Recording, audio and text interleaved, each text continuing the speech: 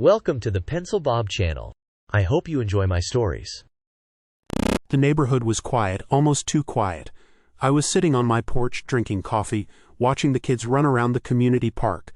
Carrow, the HOA president, was pacing near the small apartment building the HOA owned, clipboard in hand. Marcus Finley, her right-hand guy, was leaning against the gate to the park, checking his phone, but I could see the way he was scanning everyone like a hawk. "You really need to move that sign 3 inches to the left," Marcus said, his voice carrying across the park. He wasn't talking to me. He was yelling at the landscaping crew about the community park rules. Karen straightened her shoulders and called out, "Make sure the benches are level with the brick pattern. We can't have them off-center again. It looks terrible." I shook my head. A few neighbors were gathering near the park, watching the small chaos. Tobias Langston muttered something about Karen's obsession with symmetry. Sabrina Whitmore just crossed her arms, her face tight with annoyance. I wanted to walk over and tell Karen to let people live, but something told me it wouldn't go well. She had that way of staring at you that made you feel like you'd already lost the argument before it even started. Marcus walked over to me. "Don't sit too close to the edge of the fountain," he said, smirking. "You might disrupt the water flow. That's a $150 fine." I blinked at him. "The water flow?" "Yes," he said like I was stupid. "They're very specific about the fountain angle." I stared at the fountain. It looked fine to me, normal, nothing weird about it. But Marcus was grinning like I'd just confessed to murder. Helena Carrow, Karen's cousin and one of the board members, was walking by. "Marcus," she said sharply, "stop bothering residents. Some of them are actually trying to enjoy the park." Marcus waved her off, clearly not intimidated. "Just following rules, Helena. You know how strict Karen wants things." I sighed and went back to my coffee. The park looked nice, I thought, even with Karen micromanaging every corner of it. There was a small playground, the HOA maintained flower beds and a fountain at the center. All the improvements were nice enough, but the tension Karen and Marcus carried made the place feel more like a prison yard than a community park. Later that morning, I noticed the condo building's roof from across the street. A few shingles looked loose. I made a mental note but didn't mention it. Karen had a way of dismissing concerns with a smile that didn't reach her eyes, and I wasn't ready for that battle yet. Sabrina Whitmore and Naomi Ashford walked up to me. "Did you hear about the new fines?" Sabrina whispered. I shook my head. Naomi grinned a little, though it was nervous. "Apparently, if your picnic table is facing north instead of northeast, that's $200. And someone got fined for having the wrong color mulch in the flower beds." I stared at her. "They can do that," Sabrina shrugged. "They do it. You can't fight it unless you bring it up at the board meeting, and even then," her voice trailed off. I frowned. The HOA wasn't supposed to be like this. They were supposed to manage the park, the condo building, and common areas. But Karen's obsession with tiny details and Marcus's constant enforcement made everything feel tense. By afternoon, clouds were rolling in. Dark, thick clouds, the kind that made everything feel heavy. I watched the wind pick up, blowing through the trees in the park. A few of the smaller branches cracked and fell, landing on the grass. I noticed Karen walking along the condo building again, clipboard in hand. She was making notes, pacing in circles. Marcus followed her, muttering about the storm preparation rules. I went over to talk to Tobias Langston. "Storm's coming. Did they check the roof on the condo?" Tobias shook his head. "Karen probably thinks it's fine. She's more worried about the benches being perfectly level." I felt a sinking feeling. The condo building housed several families, and if the roof had problems, we were in trouble. I wanted to go up there myself and check, but I had no authority, and I didn't want Marcus lurking around to give me a $300 fine for standing too close to the building. The wind picked up again, rattling the park benches and shaking the trees. Leaves and small debris swirled across the paths. Across the street, I saw the fountain's water slosh over the edge. Sabrina Whitmore ran past me, pulling her dog close. "Storm's coming fast. We should all get inside," she shouted. I nodded, but before I could move, Marcus came jogging toward the fountain. "Nobody touch the fountain edge. That's $150, he yelled, pointing at a kid trying to catch a falling leaf. I groaned. "This is ridiculous," I muttered under my breath. Karen stepped onto the porch of the condo building, looking down at the park. She was still holding her clipboard, writing furiously. "Make sure the emergency plans are in place," she called out. "We can't have chaos." I felt a chill, and it wasn't just the wind. Something about the way the clouds pressed down, the way Karen and Marcus controlled every little thing made the day feel worse than it was. And then it started. A strong gust hit, rattling windows. A few roof shingles flapped and tore loose from the condo building. The fountain water plashed over its edge. branches cracked loudly, and one tree near the playground bent so sharply it looked like it might snap entirely. I took a step back, heart racing. The storm wasn't a small one. It was coming fast. I could feel it in the air, the kind of storm that made you start thinking about roofs, insurance, and whether anyone actually cared about the people who lived in this neighborhood. Karen called out again, clipboard raised like a weapon. Everybody stay calm, follow the rules. I looked up at the condo roof, then at the sky, and realized just how unprepared we were. The first drops of rain hit my arms cold and hard, and then a loud crack from the condo roof echoed across the park. I froze. The storm had arrived. The storm hit harder than I expected. Rain pelted down in sheets, and the wind bent trees over like they were nothing. I ran from my porch toward the small condo building. Shingles had ripped off the roof, clattering onto the sidewalks. Water was pouring from the edges, spilling into the hallways of the apartments. I wasn't the only one outside. Tobias Langston was trying to lift a tarp onto the building's roof, and Sabrina Whitmore was yelling at him to be careful. Naomi Ashford was moving a few of her neighbors' trash bins that had rolled into the driveway, and then I saw Karen and Marcus. They were driving the HOA golf cart through the puddles like nothing mattered, clipboards in hand. Karen leaned over, inspecting the condo roof as if she were checking a cake for uneven frosting. "You there," Marcus yelled, stopping the kids from jumping over a puddle. "That's a $100 fine for unsafe water contact. You could slip." I blinked. A fine in the middle of a storm. Karen shouted something else from the golf cart. "Everyone, make sure your trash bins are placed at the exact approved angle. Deviations will result in penalties." People groaned, dodging rain, water pouring over their shoes.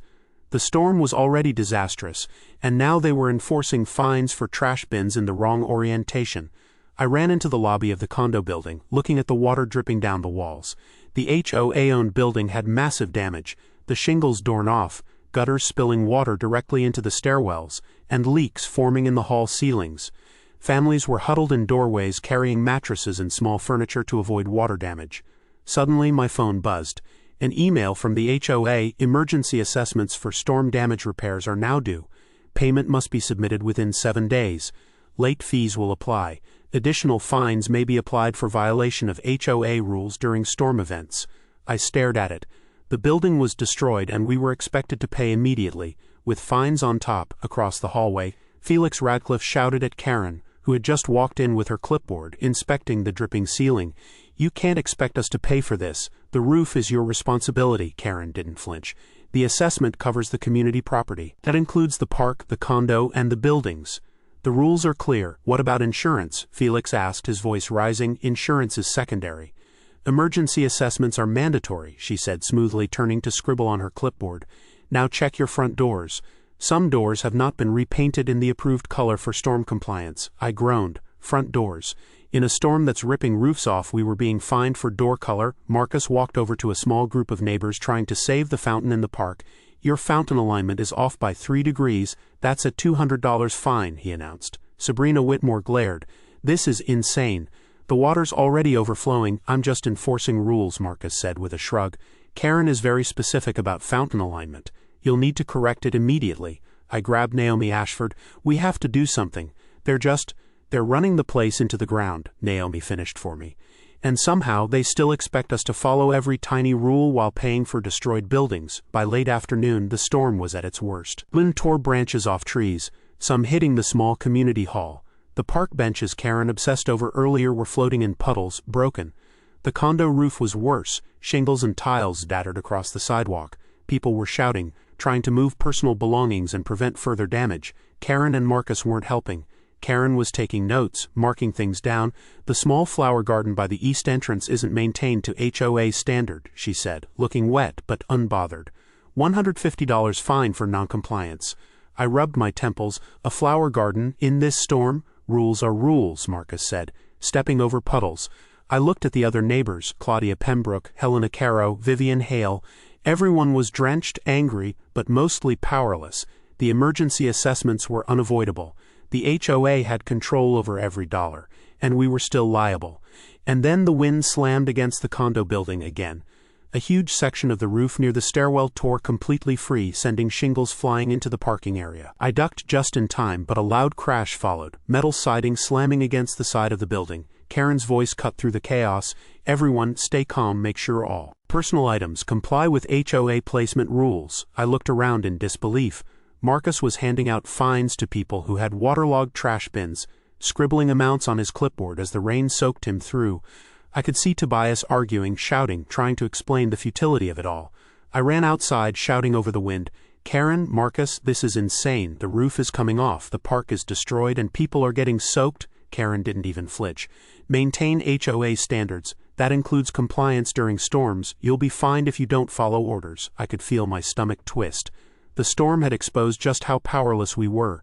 We were liable for emergency assessments, the buildings were damaged, and Karen and Marcus were enforcing bizarre fines on top of it all.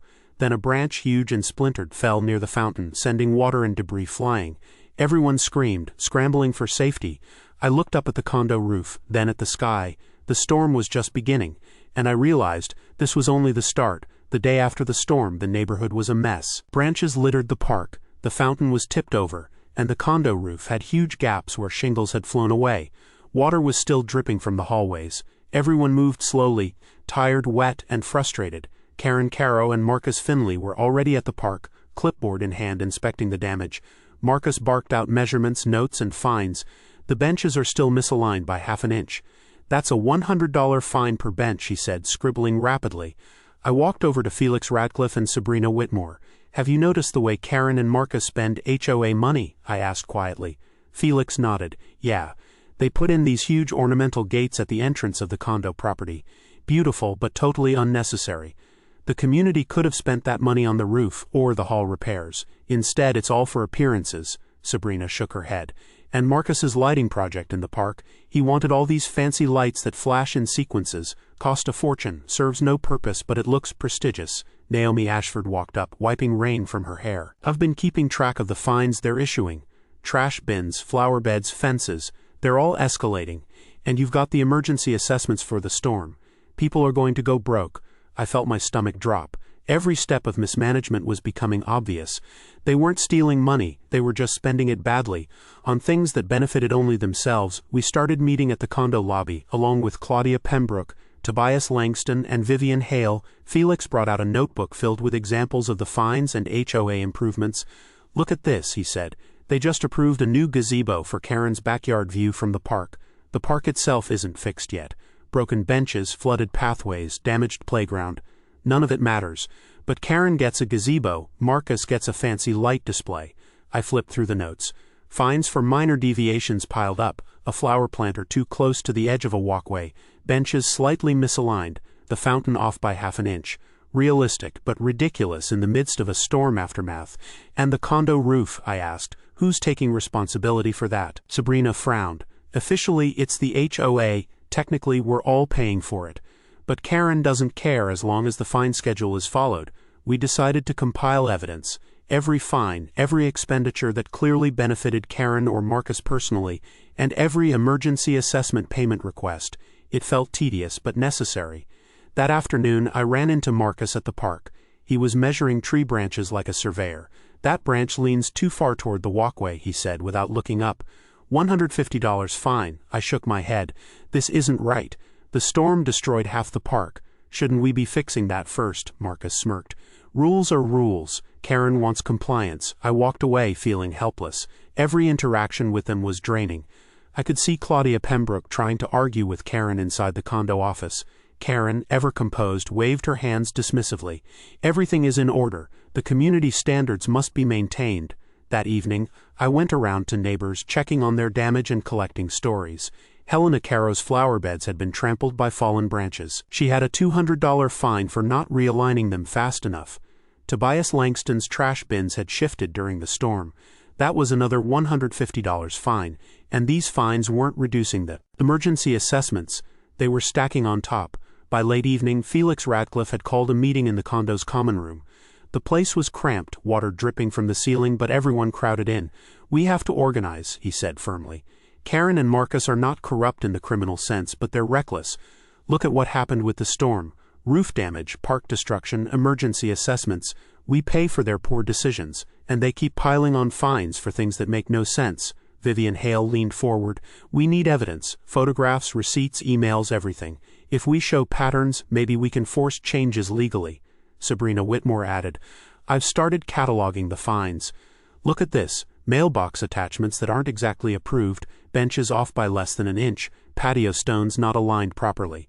It's all minor, but with the emergency assessments on top, people can't keep up. I realized the HOA was crumbling under its own incompetence, but it wasn't visible to everyone yet. Karen and Marcus had managed to control the narrative through fear, fines, and intimidation. As we left the meeting, the wind picked up again. Not as bad as yesterday, but gusts rattled loose some of the shingles still hanging on the condo roof. A few neighbors ran for cover, shouting as debris flew. Karen and Marcus were already inspecting the park, clipboard in hand. Marcus waved at a small group of neighbors. Tree near the playground bent the wrong way. $300 fine. Correct immediately. I felt my blood pressure spike. It was becoming impossible to even exist in the neighborhood without being penalized. I turned to Felix. We need a plan or Karen and Marcus will keep controlling everything. We can't let this continue. Felix nodded, but his expression was grim. We'll need proof, hard evidence. But even with evidence, this won't be quick. They're entrenched. And if the board notices us organizing, at that moment a loud crash echoed from the condo building. The corner of the roof over the stairwell had completely collapsed. Water poured down like a waterfall, smashing through windows and flooding the lobby. Karen screamed something about compliance and rules, but her voice was drowned by the roar of the storm. Marcus ran to take notes, scribbling frantically, as water gushed over the lobby floor. I froze, watching the destruction. The HOA's mismanagement was obvious now. The storm was still raging, and the buildings we were supposed to rely on were falling apart. And then, through the roar of the rain, I heard Karen laughing. Not a normal laugh. A sharp, controlled laugh, like she was enjoying the chaos for her own reasons. I swallowed hard. This wasn't just about fines anymore. This was about control, and we were all trapped under it. The next morning, the community hall was packed. Water still dripped from the ceiling where the roof had partially collapsed, but residents didn't care. Everyone was angry, exhausted, and desperate. Karen Carrow sat at the head of the table, clipboard in hand, her expression calm but sharp. Marcus Finley hovered beside her, scribbling notes, occasionally glaring at anyone daring to speak. Felix Radcliffe stepped forward first, holding a stack of photos. I want to address the emergency assessments, the storm damage, and the ongoing fines, he said, passing out images of the condo roof ripped open, park benches floating in puddles, and trees bent dangerously. This is what the HOA is forcing us to pay for while issuing fines for trash bins and flower beds. Karen tapped her pen against the table. All of this is accounted for. Emergency assessments are necessary. Rules must be followed at all times. Necessary? Tobias Langston's voice cut through the room. The park is flooded. The roof is gone. Your rules aren't just strict, they're insane, Marcus interjected sharply. Bench alignment and trash bins are part of compliance. Noncompliance incurs fines. Claudia Pembroke shook her head. Compliance? You're talking about a fountain that's half submerged and a playground that's wrecked. Kids are getting hurt. How is that compliance? Karen leaned back in her chair, lips tight. Everything is managed according to HOA standards. The projects, the improvements, they enhance the community.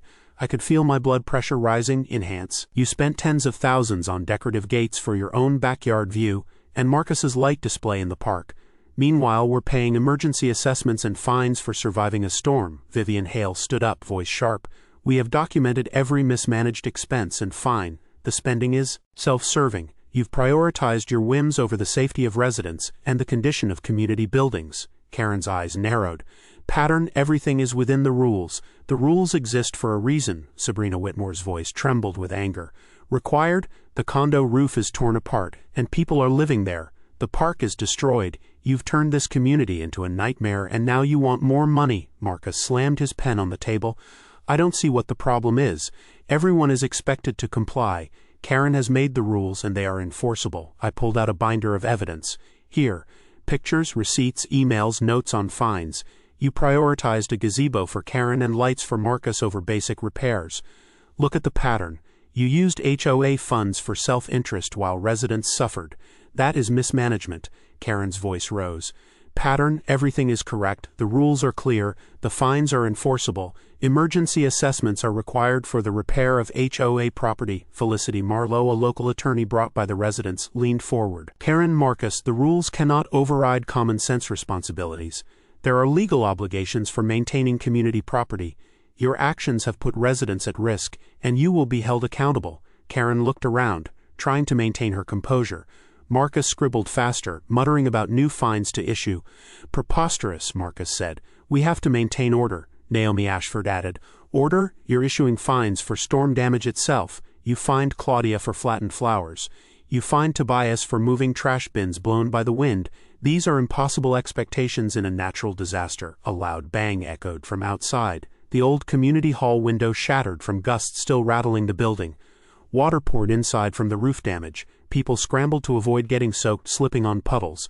Karen stood abruptly, clipboard raised. Everyone remain calm. Compliance is mandatory, even during extreme events. I gritted my teeth. This is beyond control. The building is collapsing around us, and you're worried about fines, the residents murmured in agreement. Helena Carrow and Claudia Pembroke exchanged determined glances with Felix. It was clear the tide was turning. Sabrina Whitmore stepped forward, voice rising. We're filing complaints, taking legal action, and documenting everything. Your time in control is ending. Karen's jaw tightened, and Marcus looked like he might explode. You don't understand the rules, Karen snapped. Everything we've done is correct. You're overreacting. Felicity leaned forward again. Incorrect, Karen. Mismanagement, unsafe conditions, and self-serving projects are documented. Emergency assessments don't absolve you of legal responsibility. You will be held liable for damages and improper use of funds. Karen glanced at Marcus. We'll appeal.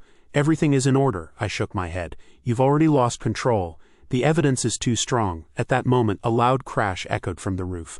A section of shingles, loosened from the storm, slid off the edge, striking the hall floor. Everyone jumped. The noise drowned out all other voices. Karen froze, her eyes widening. Marcus bent down, picking up his clipboard, scribbling frantically. As water gushed across the hall floor, We can fix it, just maintain compliance. The room fell silent.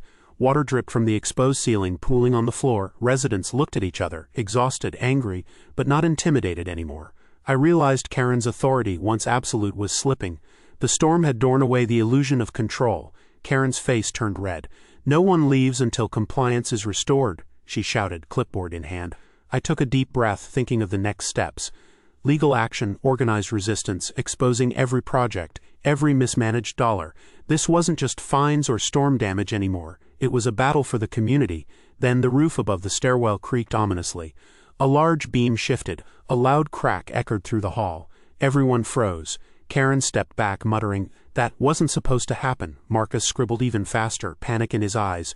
"We can fix it, maintain compliance." The hall seemed to tilt under the weight of the water, the broken roof, and tension. Residents pressed together, whispering, eyes fixed on the beam.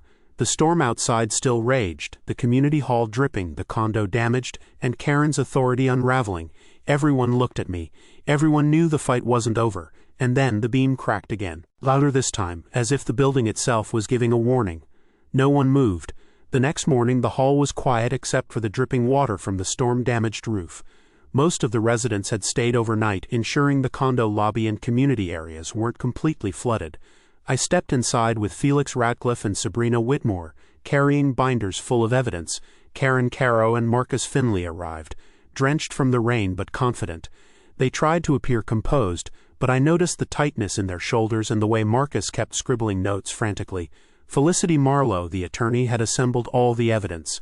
Karen, Marcus, the residents have documented every expense, every emergency assessment, and every fine issued during the storm, she began. We've compared these with HOA bylaws, budgets, and actual needs. Your decisions put residents at risk and misused funds for personal benefit. Karen's eyes flicked to the ceiling, where a section of the roof sagged. Everything is within rules. You can't override the bylaws, she said, voice shaking slightly. You ignored safety, ignored actual priorities, and imposed fines that were impossible to comply with, Felix added. The board and residents have filed complaints with the county. You are being removed immediately, and legal actions are underway for damages. Marcus looked up from his scribbling. We'll appeal. You can't. You've lost control, I said, stepping closer. The storm revealed everything. The emergency assessments didn't save the condo or the park, but your decorative projects benefited only you. The community sees that now. Karen's composure broke for a moment. We did what we thought was best. You did what benefited you, Sabrina said. That's clear. And now you're responsible for paying for the damage you ignored.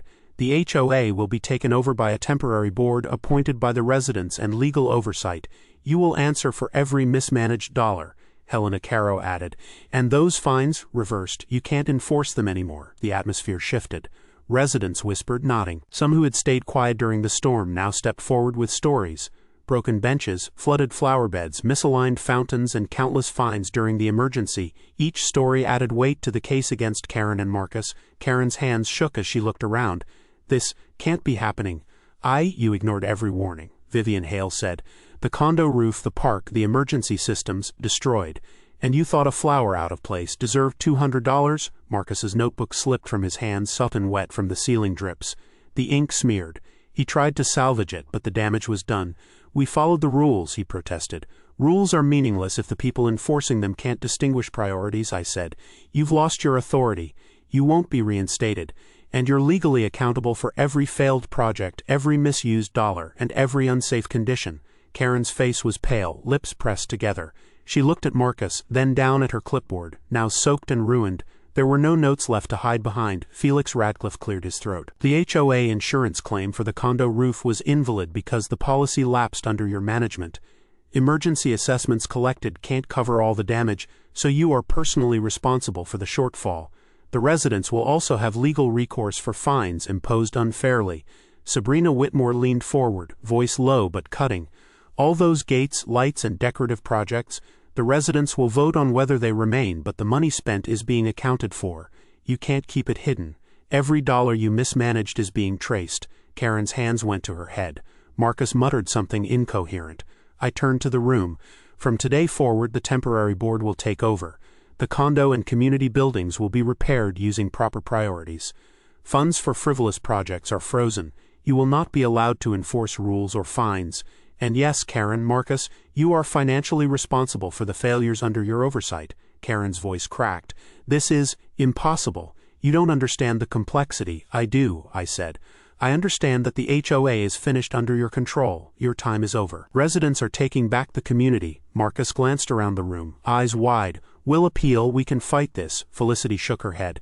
"Appeals won't change the evidence. You ignored your obligations. You mismanaged funds. You imposed arbitrary fines. The residents and the law are on record against you. You will answer." The storm clouds were still heavy in the sky, but the community hall felt lighter somehow, even with water dripping from the ceiling. Neighbors began quietly discussing cleanup plans, repairs, and restoring order. Claudia Pembroke and Tobias Langston were already organizing volunteers for the park and condo repairs. Karen slumped into her chair, defeated. Marcus paced, looking frantic but powerless. Every defensive argument they had built over months, every bizarre fine, every self-serving improvement, was now useless. Felix Radcliffe addressed the residents. "From this point forward, the HOA will be transparent. Emergency assessments will only cover actual emergency repairs. Funds will be monitored. The board will prioritize the community, not individual whims." Karen and Marcus could only watch. The room buzzed with activity as residents began reclaiming control.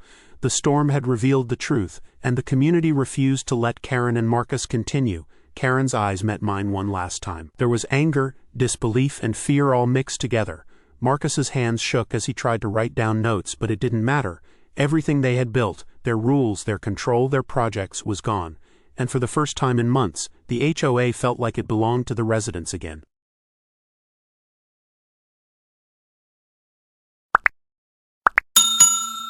I would like to thank you for watching the video to the end. To encourage us to make more videos, please like, subscribe, comment, as well as share.